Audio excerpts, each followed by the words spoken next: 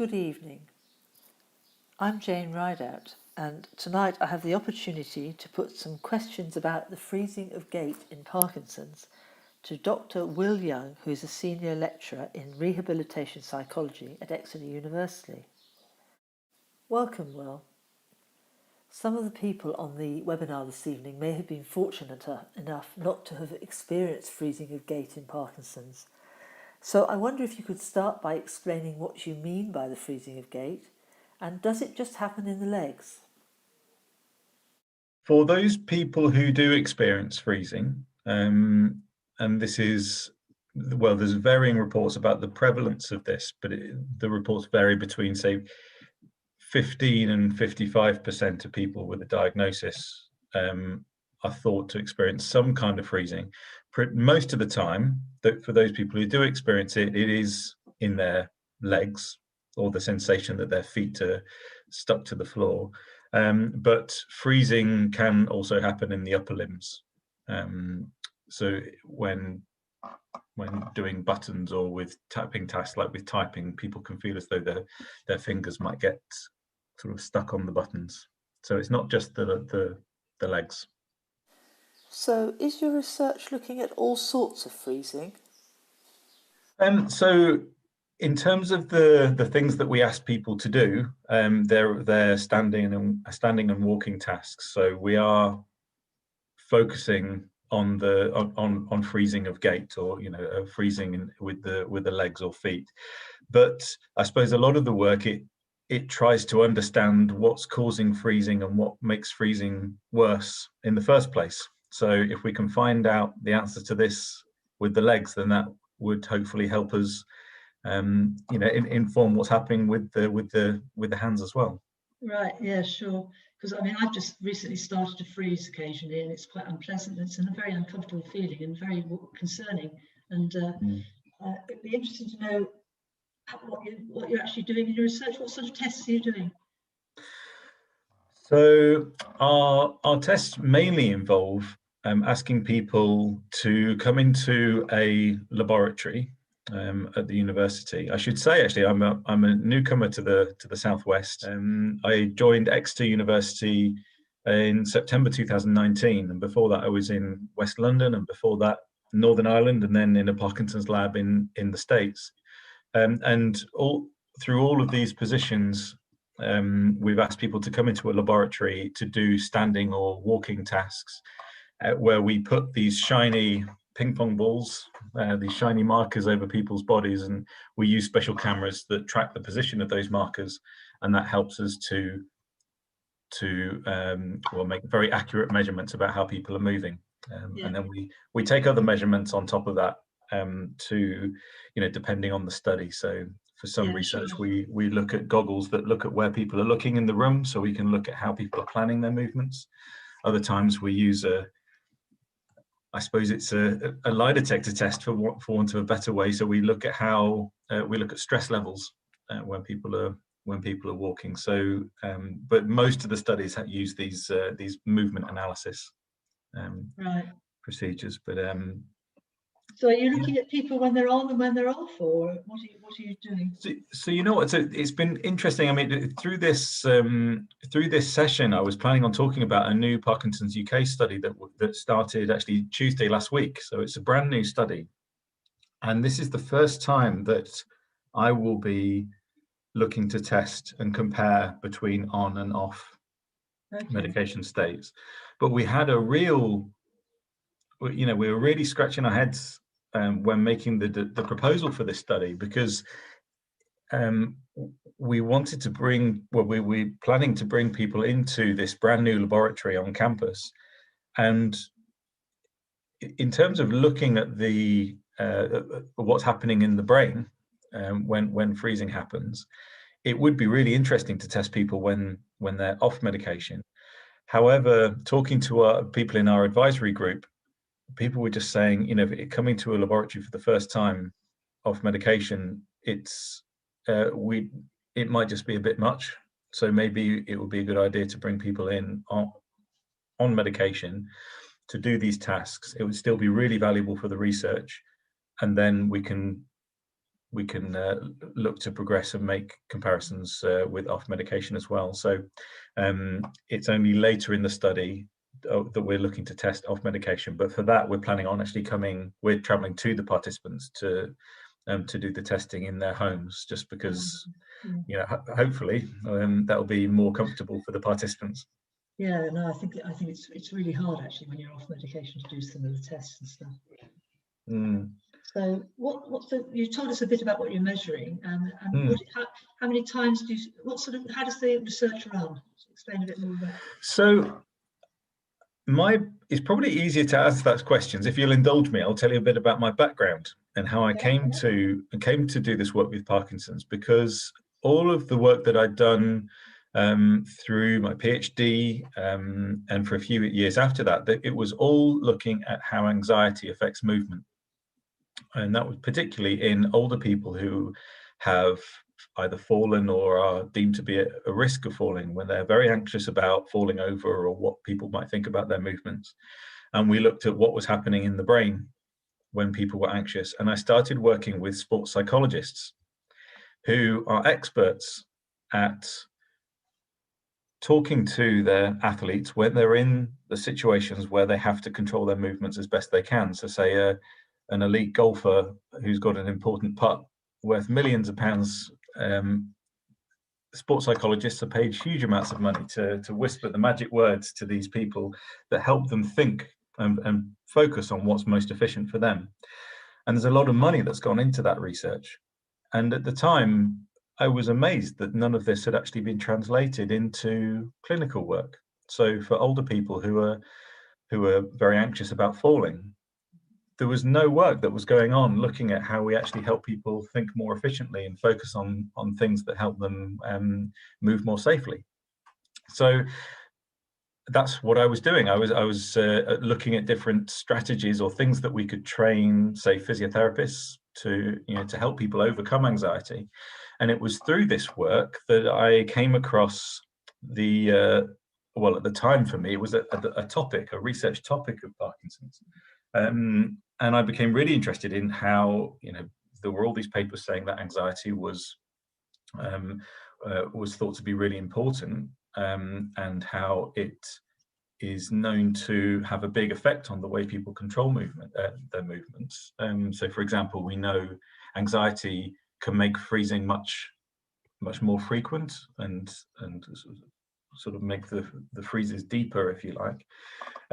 So I came to this topic with this background of anxiety, well, thinking actually there's probably all sorts of things that we might be able to do to help people overcome these feelings of anxiety, and maybe help prevent freezing or make it less frequent, or at least look to work with people to train strategies that might help them focus on what's most efficient. So that's how I came to this.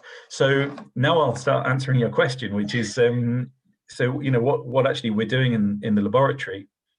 And for the most part, this is probably not going to sound all that nice, because what we are doing is try to mimic scenarios in daily life where freezing is most problematic. So we look to manipulate anxiety. We look we use virtual reality a lot, where we mimic so-called freezing hotspots, or places that are associated with freezing, like walking through narrow doorways, standing at the top of a flight of stairs, using a virtual reality headset.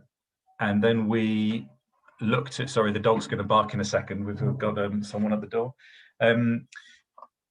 We look to manipulate that feeling of anxiety and the situation in daily life where freezing is a problem. And then we look to test these different strategies. So we train people to allocate attention in the way that we think might be more efficient. And then we look to see whether those strategies are effective in those situations where it sort of matters most. And our thinking there is, if we make the situation very comfortable in the laboratory and we show that these strategies are successful, then what's the point? If it doesn't work in those scenarios that reflect daily life. So a lot of our work is geared towards mimicking these scenarios and then working with our participant and advisory groups to make sure we're getting the balance right, if you like. So we're not being too mean, and that everything that we do is delivering suitable benefits for the. Okay, because I never could understand. I can't understand. So if I'm feeling very in danger of freezing, I have to try and cross the road, for example. And I assumed the anxiety was coming because I was freezing and not the other way around, but it might be the both ways around, is what you're saying. Well, I suppose at this point it might be that I could start talking you through this one of these slides that actually talks about how anxiety might influence freezing starting. Yes, it's cause and effect, isn't it? I don't know which way around they are in some ways. Yeah. Well, hopefully, excuse me. Hopefully, this slide I'm about to show won't put too many people off, because it at first glance is going to look quite complicated, but I assure you that it's not. So just to give a very brief introduction to what I'm about to show you. We've put together, as a psychologist, I like to use lots of long words and create complicated figures to sort of justify my existence as a researcher. And what we did here is interview 35 people who experienced regular freezing. These were in-depth interviews where we asked people to describe a memorable freeze and to talk about things that might help or make freezing worse. And we had someone who is an expert at analyzing these interviews, but they're not actually a psychologist. So our fear here was that if someone like me, a psychologist, started to interpret what was in these interviews, then there might be all sorts of bias in actually interpreting what people were really saying. So we had there was a colleague of mine did the analysis on this on these interviews, and then we worked together to come up with what we call this conceptual model, or basically a diagram that describes what we think is happening from people's descriptions. So in the next slide, this is going to look really complicated, but I promise you it's not. So please do bear with me. So what we have on the right-hand side here is a bunch of labels that describe from people's descriptions, what happens prior to and during a given freeze event. So this sort of oblong circle here, this represents a given freeze event. And I'd be interested to hear people's thoughts about how well you think this, what I'm about to tell you, actually, how well you think this kind of represents your own experiences, if anyone watching experiences freezing. What people described was, if we look at this first letter A here, we see that people, from their descriptions, they transition within a given freeze event from anywhere between free movement to a deep freeze. And if a freeze might start maybe feeling like more of a light freeze, that can transition into a deeper freeze and vice versa. And there are different things that influence the way people move up and down this rectangle here, from free movement to a deep freeze. Letter B here, this shows the things that help people move towards free movement. Now, we don't have to worry too much about the specific labels we've got here. What we've got in this arrow B, this tends to be things that help people focus on the movement itself. So thinking about picking your feet up, or all sorts of strategies people use with laser beams on walking sticks, or listening to music or imagining music, things that help you focus on the movement. These seem to be associated with a transition towards free movement, or being able to make a step. And on the other side, we have things that don't help. And the reason why this arrow is bigger is because when we actually analyzed the descriptions people gave, many of the things people described actually serve to make the freeze worse. And most of these we can think of as being distractions away from the movement. So if we think of someone focusing on their movement, thinking, pick your feet up,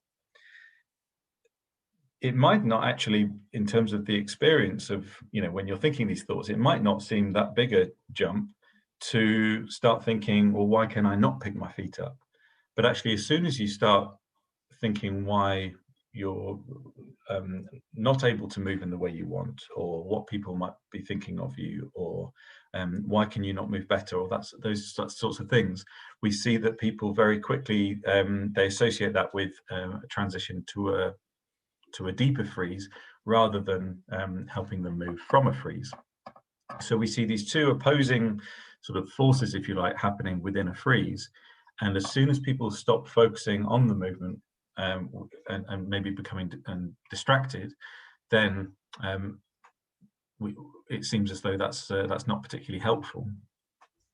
And what we see also from people's descriptions in letter D at the bottom here is that there are what we called accumulated experiences. So things that, interpretations that people form over time, or can form over time. And these can be positive and negative. On the negative side, people describe a sense of vulnerability, or a sense of their identity being in jeopardy. So these, excuse me, largely relate to not feeling in control of one's movements.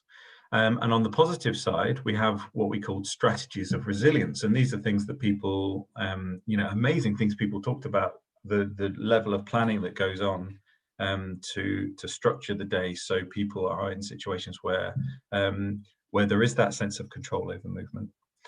But what we see is, from these accumulated experiences, so much thought seems to go into, analyzing things that, or scenarios, or things that will influence freezing, is that this actually influences people's sort of anticipation of when a freeze might happen. So in this kind of, these big looping arrows that come back up here, we have arrow E, which is meant to represent that people say they find that they freeze when going through revolving doors, or going through narrow doorways, or maybe in a certain place in the supermarket. People describe that as soon as they knew that they were going to face that type of situation, there was already an anticipation of the freeze happening. And when people described their thought process as they go and they approach that situation, a lot of those thoughts represent distractions, and the types of things that actually more likely to make a freeze not only happen, but also when the freeze, or if the freeze does happen, we see that that's more likely to cause people to sort of transition into a deeper freeze. And of course, with I suppose a negative evaluation of what's happening. So if a freeze, or if people feel a slight freeze start, then with these accumulated experiences, that could mean that people had a negative interpretation of what was happening. So, oh, sorry, I'm skipping the slide here. So people might feel a light freeze and then start to anticipate that a deeper freeze was coming. And then all of a sudden you have these distracting thoughts, which are not, which don't seem to be helpful.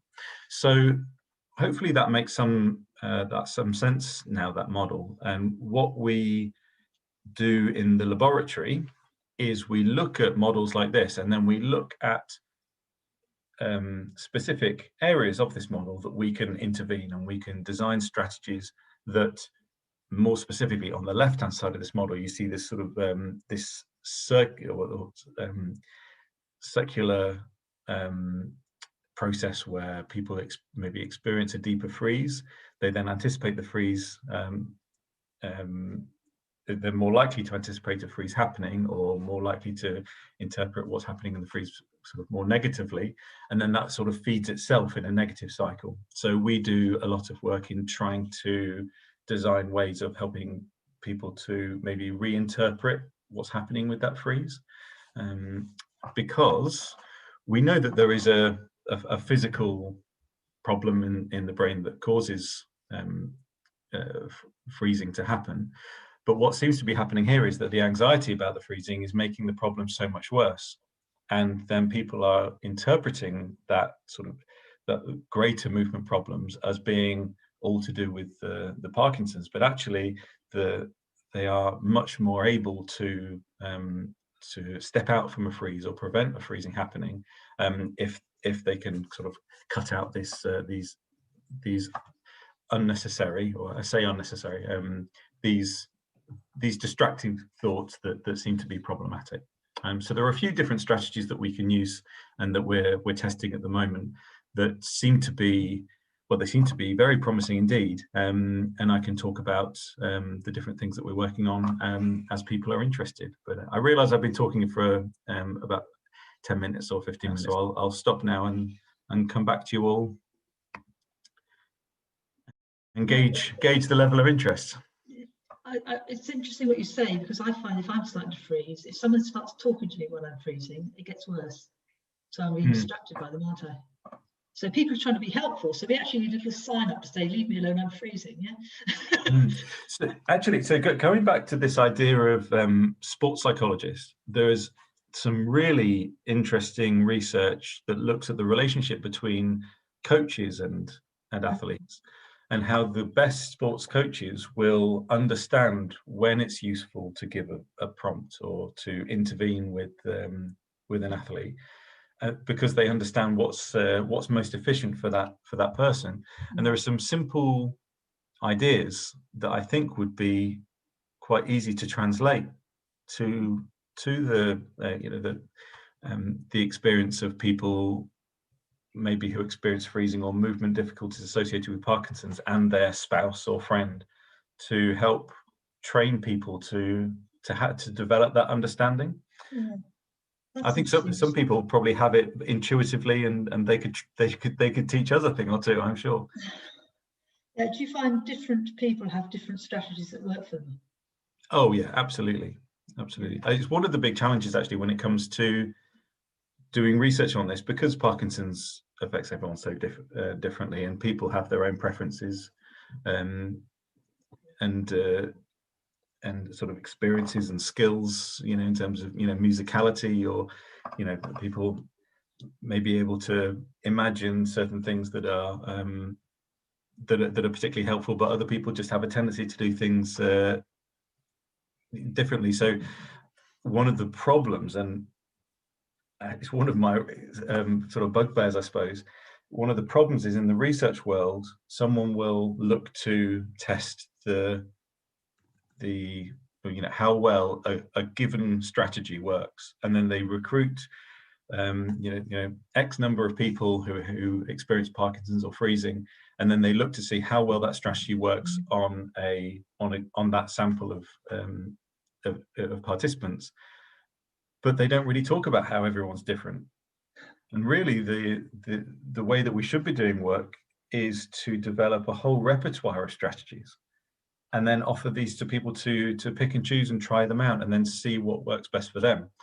And ultimately, I mean, our long-term goal in the laboratory is to not just do that, to provide this kind of whole database of strategies and training that people could use, but then eventually we could start to develop short tests that people could do that might help us signpost people to the types of strategies. Instead of them trying 100 different things out, we might be able to do a couple of different tests and then say, well, you know what, maybe these 2 or 3 different strategies might be most beneficial for you.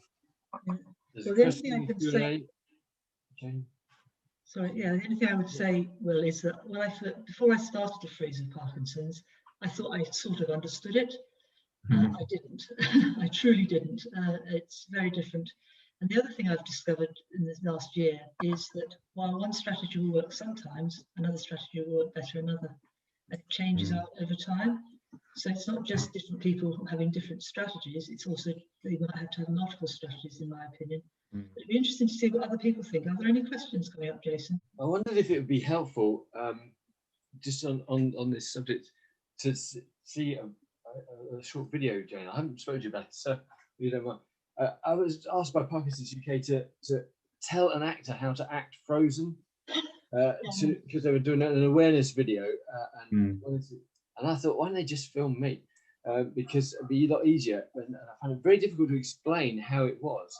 So I decided to turn up the next day and show this actor unmedicated. And I said, right, I'll take my meds now. You've got 45 minutes to watch them. And he was mimicking me within 20 minutes. And basically, he was acting with his eyeballs and his fingertips. But it showed how much strain goes into it. It's because everything's working against each other. And they did it. I understood why they did an actor in the end, because he did 2 hours of take after take after take for 20 seconds of video. I didn't know if you wanted me to just show that video, because it does demonstrate quite vividly. If anybody's not seen freezing, it's 1 minute of the overall video for Parkinson. That sounds great.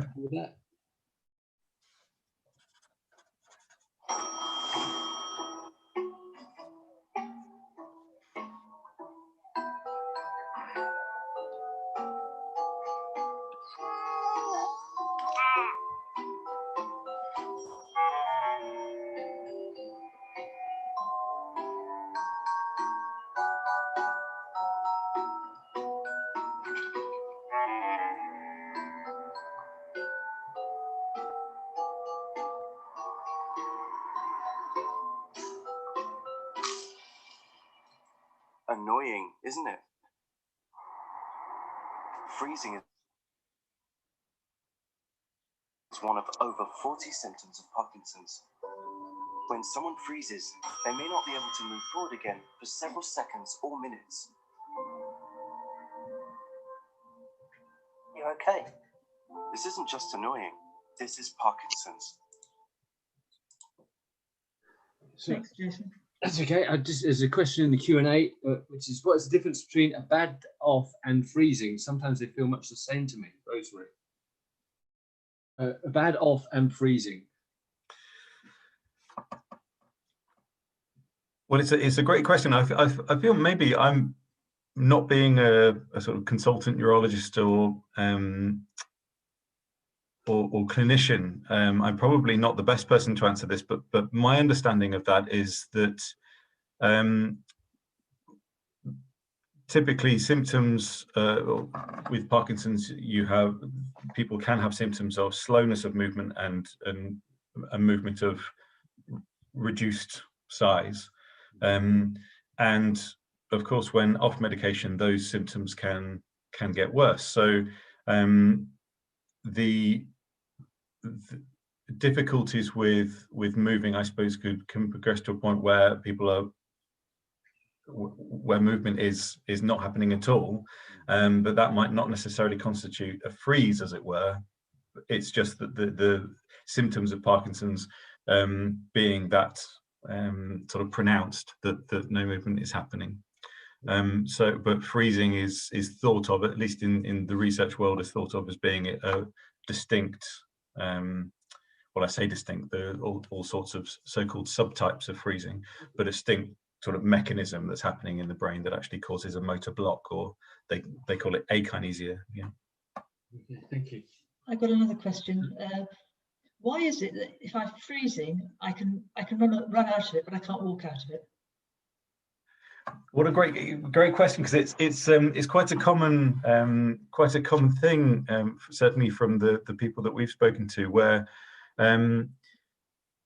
I suppose it may seem logical that it would be easier to step from a freeze with movements that are smaller and kind of, taking smaller steps or easier steps, but actually movements that have the greatest exertion, like jumping or running, they do seem to be quite useful for many people. And I suppose my best way of answering that would be coming back, if people can remember my model that I was just talking about. On the right hand side, we have that upward arrow which talked about people being able to focus on the movement. And my suggestion would be that if people are able to imagine or prepare themselves to make a specific action, it could be running, it could be any type of step, any type of action that would involve making a step, that would mean that they're engaging in that upward arrow, so focusing on movement of some kind. So, and this actually gets to one of the points you made a few minutes ago, Jane, about how it's not just about different strategies for different people, but these things change over time. And we call that, the term that people tend to use in the research world is habituation,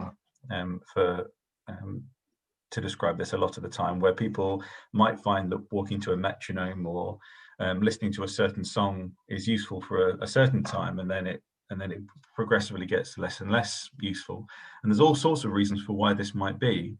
But one of the things we think might be going on here is, if you imagine, and you'd have to bear with me here, I'm going back to the sports ideas, that if we learn a new sporting task for the first time, say a golf swing, we tend to learn that using verbal rules. So I'm swinging a golf club, I'm thinking I've got to move my wrists like this and my elbow like this, and I'm thinking really hard about that movement. In other words, doing what's in that upward arrow B. I'm focusing on the movement I need to make. But as I'm practicing, and as we're learning our golf swing and practicing over time, we don't have to think about it so much. So it becomes more and more automatic. Now, the idea here is with Parkinson's and freezing, it may be that if people need to focus on their movement through practice, using that strategy might become more automatic, and therefore you're not engaging the parts of the brain that might be most helpful to engage. So there are some ideas out there about how we might change up strategies and freshen them up to anything to help people keep focusing on the movement, and as much as is kind of efficient. My latest technique for getting out of it is, whatever I'm doing at the same time, like trying to carry something out or turn a light switch on or something, what I make sure I do is focus on the one movement of my one foot. Focus on that alone and forget about worrying where I'm going to turn the light switch on, or if the door's shut or open. I can move. But if as soon as I start thinking about anything else on top of it, it goes. Right. So that makes absolute sense with what you've just said. Yeah. Sorry, Jason. Go on, Will. No, go. You go, Will. Oh no, I was just going to agree with you, I suppose, because it seems as though people might have these thoughts. You say as soon as you think about anything else, or these other layers of thoughts that that are inevitably going to happen in a complex world that we live in. Yeah. And it seems as though, say you're looking to step onto a bus and there's someone standing behind you, and the bus doors are going to close. Of course, you have to take these things into account, and you have to have these extra thoughts. But it seems as though what's most problematic is when people are anticipating those problems and then dwelling on them. Right.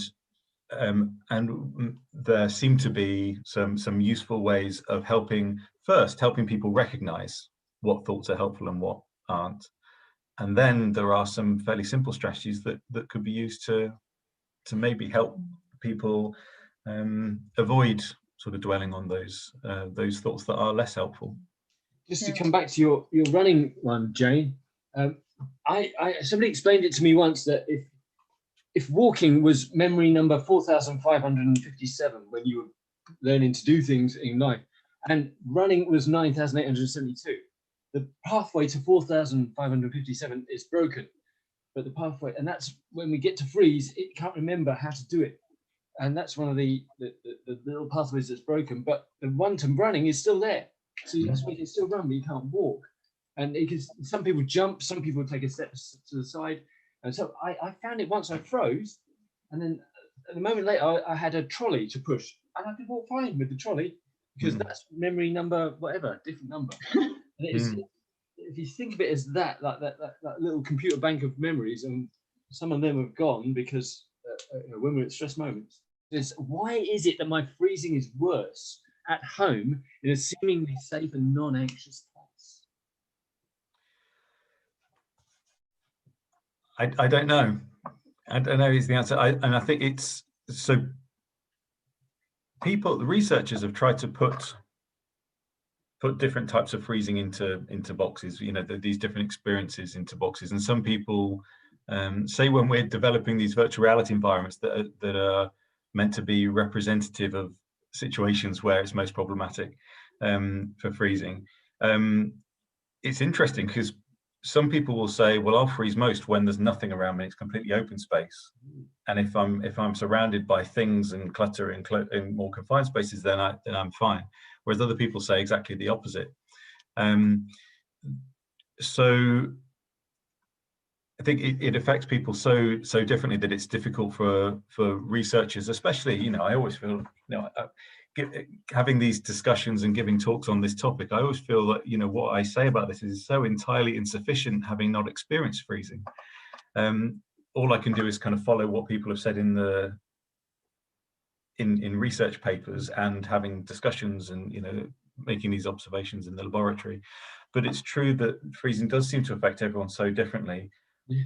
One of the commonalities is that the things that tend to make freezing worse are things in the environment that people would, or the anticipation of freezing, and how that might sort of lead to these distractions and actually become something of a self-fulfilling prophecy. But one of the things in the home that people have spoken a lot about is that it might not be anxiety as such, but if there is some element of time pressure, so if the doorbell rings or if the phone rings, how that time pressure can be associated.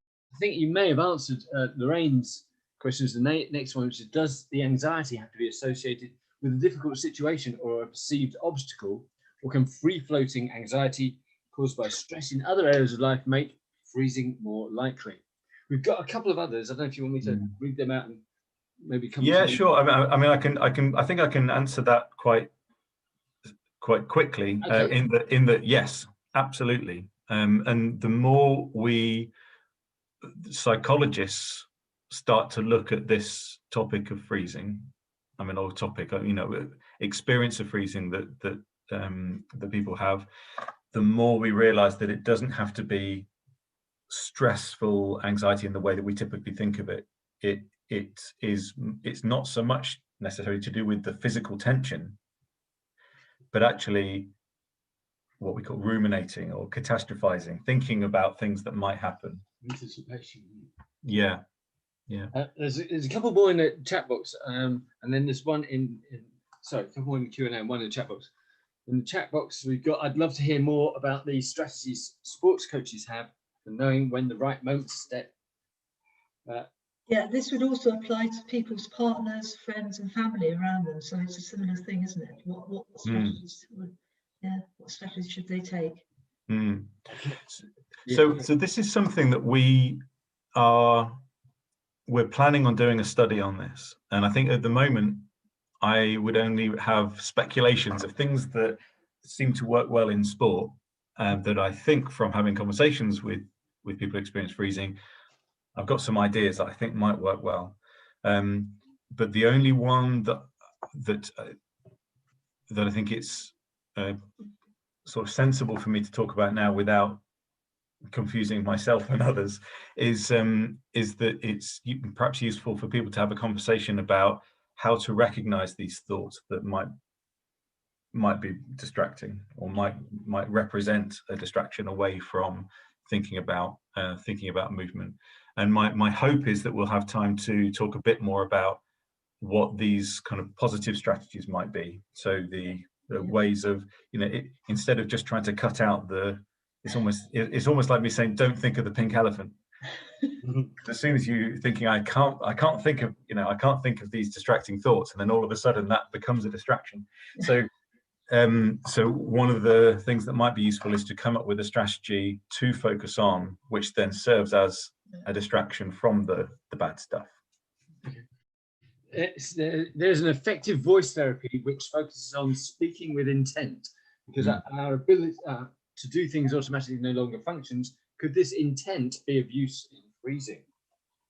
Ian, that has summed up the whole point of everything I've said. Thank you very much. Exactly, it's the intent. So the different names for this intent. So Lee Silverman voice training, or there's aspects of this in PD Warrior, but it's this intention for movement that seems to be key. So that could very easily, it's probably a better label for that upward arrow be that intention for movement.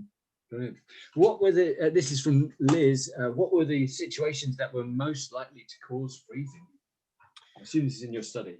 Yeah. So time pressure. So nothing really too surprising in terms of what's out there currently in the research world, but time pressure absolutely was one, and that could be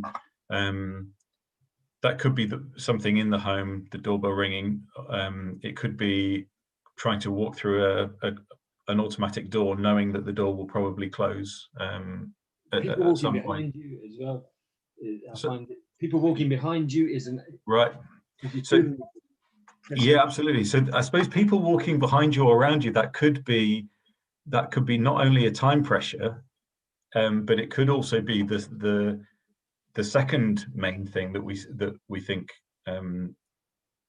sort of makes freezing worse, and that is sort of anxious thoughts about, either what other people are thinking of you or what you're thinking of yourself. So why can I not move better? Why can I not control these movements better? Trying to overanalyze what's going on with the movements. When people describe this overanalysis, they seem to associate that with not moving so You've got well. 3 more. You've got plenty of questions coming in for you. Great. After freezing, I find it easier to walk backwards. Anybody else find walking backwards easier? Did you find many people did that? Yeah. So actually, you were saying about the different memories. So Yeah. So the answer is yes, absolutely. People did find that, and this at least taking one step backwards, or sort of half a step backwards, is a strategy that lots of people use. But if we think that, so I know we do take step backwards a lot in daily life, but if we think of the way that we learn to walk, it's very similar to the way that we learn to blink or breathe. It's not something that we learnt using verbal rules. We as humans have come up with all sorts of different tasks, like pushing a supermarket trolley or swinging a golf club, that when we do it for the first time, we have to consciously think about doing that. Walking's different. It uses a different part of the brain to some extent. And therefore, when the automaticity of that movement is less, then we need to think differently about how which parts of the brain we need to sort of look to create activity in, because it's different to the way we would deal with an anxious golfer, because swinging a golf club has been learned differently and it uses different parts of the brain. So largely. So with walking backwards, I think whilst it's something that we might do a lot, we are turning that conscious attempt intent. There's that word again. That intent to make a step backwards, we may be turning that into a consciously controlled movement that doesn't necessarily that we might not think of as being a typical backwards or step that we would do in daily life, but rather we're turning it into a conscious task, much like a sporting task, that we're thinking of that as a defined action in its own right. And that then uses a part of the brain which is less affected by Parkinson's, we think, and therefore helps to bypass these kind of less automatic. Super. This model, I know we're focusing on this left-hand side, which tends to be more negative, but these strategies of resilience that people talked about were just amazing. The things that people were intuitively able to, or through their kind of analysis of their own experience of freezing, would just come up with these incredible solutions that for large parts work really well. So this comes back to, again, how we felt as that, we're putting these descriptions that people gave into boxes, and we've come up with a nice looking model, but actually for the large part, people had interpreted their own situation and experiences and come up with their own creative solutions, which were, you know, as a researcher fascinated by this topic and trying to do something of some use, was, you know, it kind of a jaw-dropping. You know, it was there was some really sort of inventive solutions that people have come up with. So I was mentioning about the different opportunities to sort of intervene here, and some of these might relate to having conversations to maybe help people reinterpret the experience of freezing, and to maybe avoid anticipating a freeze, and all of this sort of negative stuff on the left-hand side. So one of the main opportunities here might be to try and develop strategies that are most useful. And I realize this isn't a new idea. People have tried to come up with different strategies for, you know, to help people, you know, improve movements. You know, this has been going on for decades. However, I don't think it's too far to say that people haven't been all that creative with these ideas. I mean, in physiotherapy courses, I used to work in a physiotherapy department and teach neurorehabilitation, and some of the strategies, well, most of the strategies that were taught were, you know, using a metronome or lines on the floor, or things that, as a psychologist, we think, well, actually, there's all sorts of opportunities out there that we know create activity in parts of the brain that we think would be really helpful. But in the clinical world, you know, and the psychology world, people don't seem to have talked together all that much, because not many of these ideas, sort of more creative ideas, have filtered through into clinical practice. So I'd like to tell you a bit about those now. So I just need to make sure I'm skipping to the right slide. Yes, here we go. I'm just going to skip through this slide here. So one of these ideas is that of analogy learning. So if we have, as a sports psychologist, if we have a basketball player who is anxious about taking a free throw, what a sports psychologist might suggest is that they don't think about how they're throwing the ball per se. So they might be thinking about the movement of their elbow or wrist as they're taking the shot. A sports psychologist might say, well, just use a metaphor for that movement. So instead of thinking about throwing the ball, just imagine you're putting your hand up into the cookie jar. And similarly, in what we see when people who experience freezing is that when trying to make a step, if we look at this figure on the right-hand side, don't worry too much about looking at that left-hand figure. If we look at this right-hand side, people may be experiencing a freeze. They want to make a step, say, with their right foot. Now, in order to make that step, we need to shift our weight over to our left foot. If we don't shift our weight and we just pick our right foot up, then we have to put it down pretty quickly because we haven't shifted our weight over. Yes, at this point, I tend to stand up and do a physical demonstration of this, but I think in my cluttered room, it might not go down, might not be so visible. But hopefully that point makes some sense, that it's necessary to shift weight over to the non-stepping leg. Now, we can use analogies for that movement that create activity in these parts of the brain that we think are useful. So an analogy for this movement, and this is a study that we did back in my older position at Brunel University, London. We carried out a study where we created scenarios where people froze in the lab, and we could measure their movements very precisely. And we asked people to imagine, for example, swaying like a tree in the breeze, or come up with their own analogies. And some people came up with some, well, the majority of participants came up with their own, which are things that we hadn't thought of at all. So things like standing on an old-fashioned set of scales. As you push down on one side, the other side comes up. Or standing on a rocking boat, or slalom skiing, or, you know, people came up with their own metaphors that were largely based on experiences or skills that they have. So someone who played a lot of tennis, they would imagine that they were receiving a tennis serve, so swaying from side to side. And then at the time when they wanted to make a step, they would imagine the ball was being served to them, and then they would step forward into receiving that serve. So this is coming back again to, this is an expression of an intention to make that action. But here we are thinking about a metaphor for that movement. So this could serve several purposes.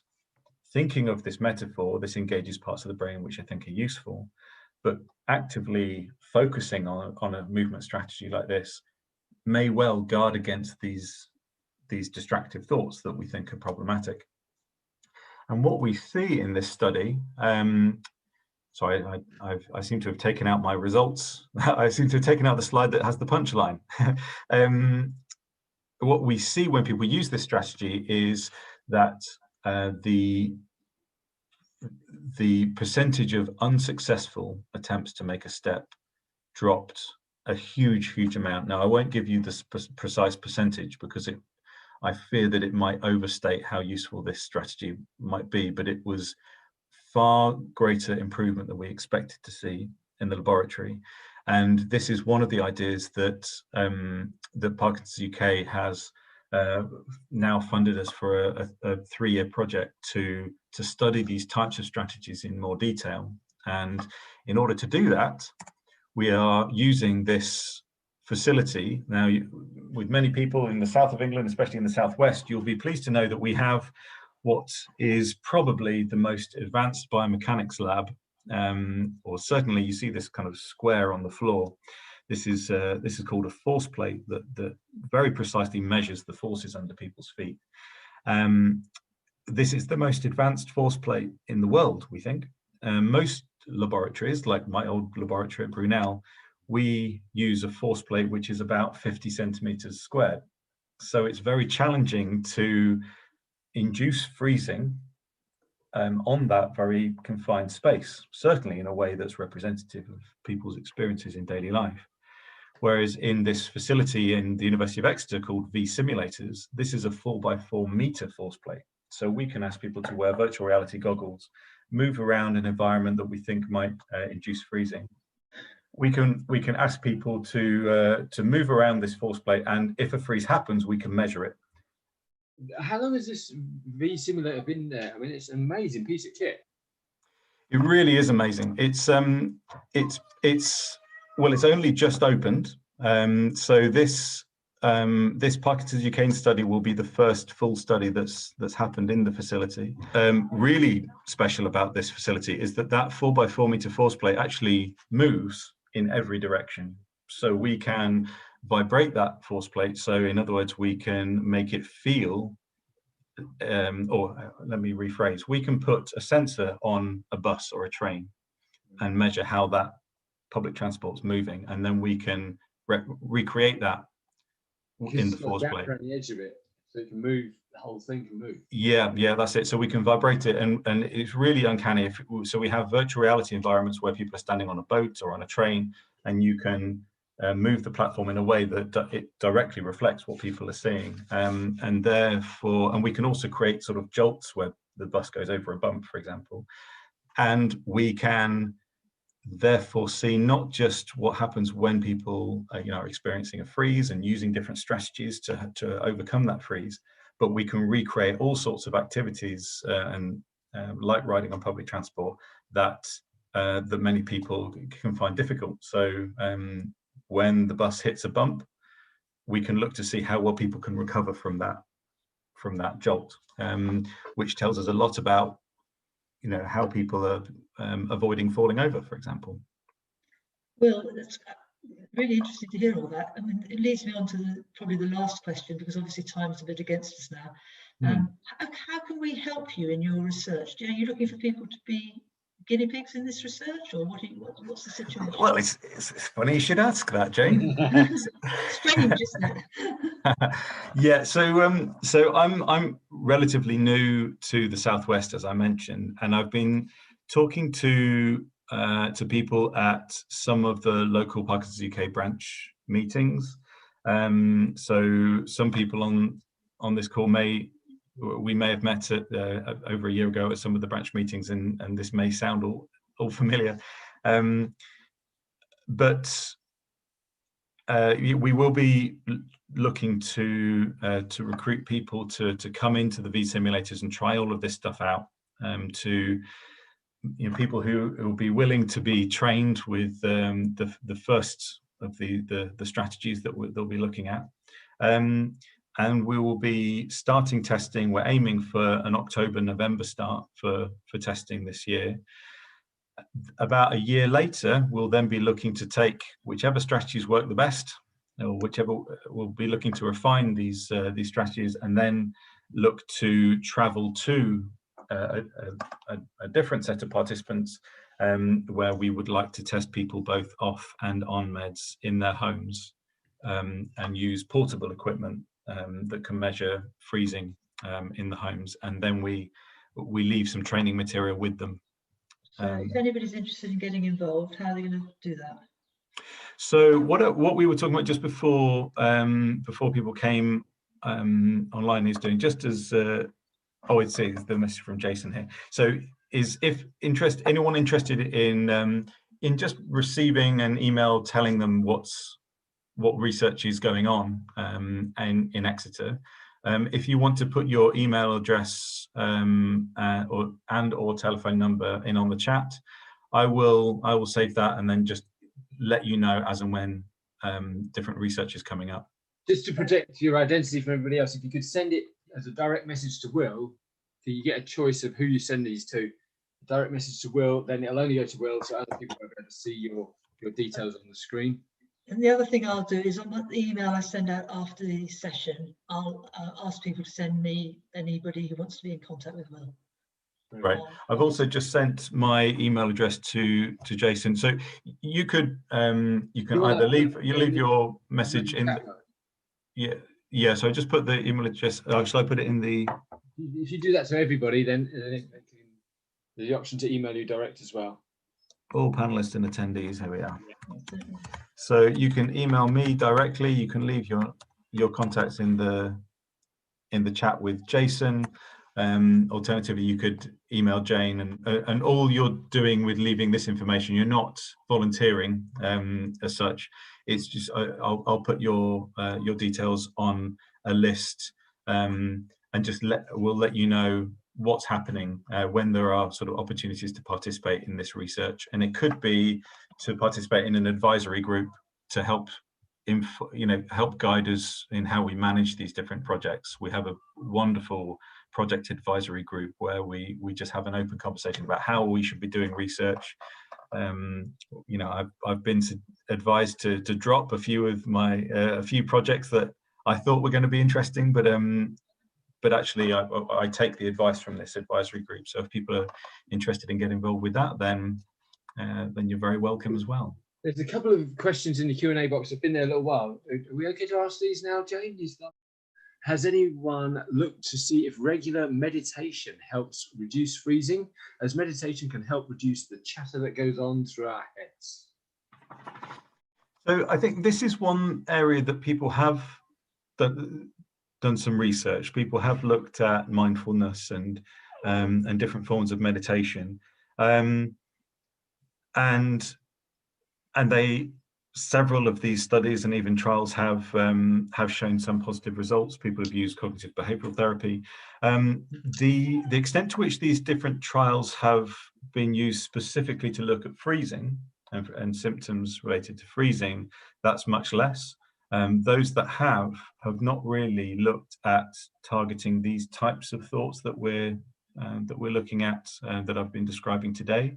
And one of the reasons why I go into so much detail about showing this model and things is the hope that people, maybe other research groups, on top of us, that they might be a bit more specific in targeting thoughts that seem to be less helpful, targeting them through these what I would call a more generic strategy. So say mindfulness or meditation. Maybe people might gear those towards, target the thoughts that are most disruptive, rather than just looking at general symptoms of anxiety, stress, or even depression. Thank you. And the last one is from Colin. Sometimes I cannot think what I'm supposed to do next or know the answer to a simple question. It feels like my brain is momentarily frozen. Is this the same as motor freezing? So one so-called subtype of freezing is thought to relate to the processing of information, sort of information processing efficiency, I suppose, where people describe kind of going blank, or being unable to process, a bit like a bottleneck in the brain, where all of the different thoughts and senses, everything going on, people feel like their brain's struggling to process all of that information. So it certainly sounds reminiscent of what some people describe with freezing, but I couldn't say whether this is part of the sort of the same networks, because I suppose there are other things related to other symptoms of Parkinson's that can cause some issues with memory or those things as well. So I couldn't say for sure whether it was related to freezing specifically, but it certainly sounds similar to what some people describe. Yeah. Well, on behalf of all of us, Will, thank you so much for giving up your time this evening to talk to us. It's very, very interesting, and I shall look forward to being on that peculiar grid and with ping pong balls on my body. Yeah, I shall look forward to it. So, yeah, great. Well, if people are just interested in coming to see the laboratory and what we're doing without even participating, I think it's really, when lockdown, when restrictions are lifted and these types of visits become more more feasible, it would be great to have visits, and we can sort of showcase the work that's going on at Exeter, and we can we would love the idea of having a kind of Parkinson's research community where what we're doing is absolutely guided by the people who experience these things, that we're trying to do something of that might be helpful.